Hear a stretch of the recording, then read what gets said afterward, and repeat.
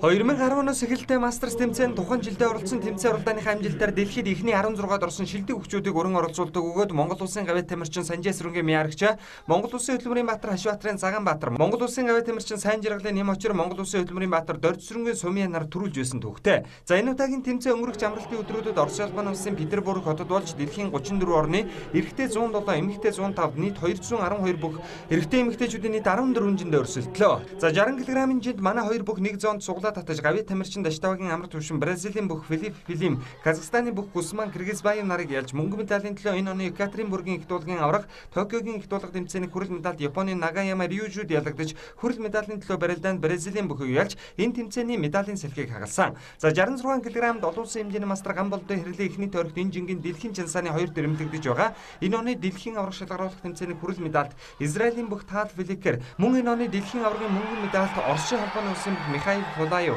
Израилийн бүх Баруш Шмайлов, Казахстаны бүх Елдос Зумаканов нарыг ялж их дуулга тэмцээний аврагын алтан медалийг ингэртээ зүйлээ. За 73 кг-д Монгол улсын гавьяа тамирчин дэлхийн аврагын хүрэл медальд Ганбаатарын одоо 2 Бразилийн бүх Марсело Континыг ялж Олимпийн авраг гүржийн бүх Лаша Шавдратуршвилид ялагдсан ч давхарлаанд Азербайджаны бүх Рустам Оружовыг ялж хүрэл медалийн төлөө мөн Азербайджаны бүх Хидият Хейдаровд ялагдаж шагнал 5 дугаараар шалгарсан. За нэмэх 100 кг-д олон улсын хэмжээний мастер Баттулгын Тэмүүлэн Орос улбаны улсын бүх Андрей Волковыг эхний тойрогт ялж Бразилийн бүх 2017 оны дэлхийн аврагын мөнгөн медаль Давид Моурад ялагдсан ч давхарлаанд Украины бүх Станислав Бондаренког ялж хүрэл медалийн төлөө Бразилийн Рафаэл Силвад хожигдож шагналт барь шалгарлаа. За эмэгтэйчүүдийн 48 кг-ийн жинд дэлхийн чансааг тэргүүлэгч Монгол улсын гавьяа тамирчин Мөнх хотын уран цэцэг эхний тойрогт хийж Израилийн Шира Решоныг ялж мөнгөн медалийн төлөө Орос улбаны улсын бүх энэ оны дэлхийн аврагын 5 дугаар шагналт Абу Дабигийн их дуулга тэмцээний авраг Ирина Долговод ялагдаж хүрэл медалийн төлөө Бразилийн бүхийг хожиж Монголын багийн 2 дахь хүрэл медалийг ингэртээ зүүлсэн. За 57 кг-ийн жинд Унгар, Герман, бүгд найрамдах Солонгос улсын бүгчүүдийг төвөггүй ялсан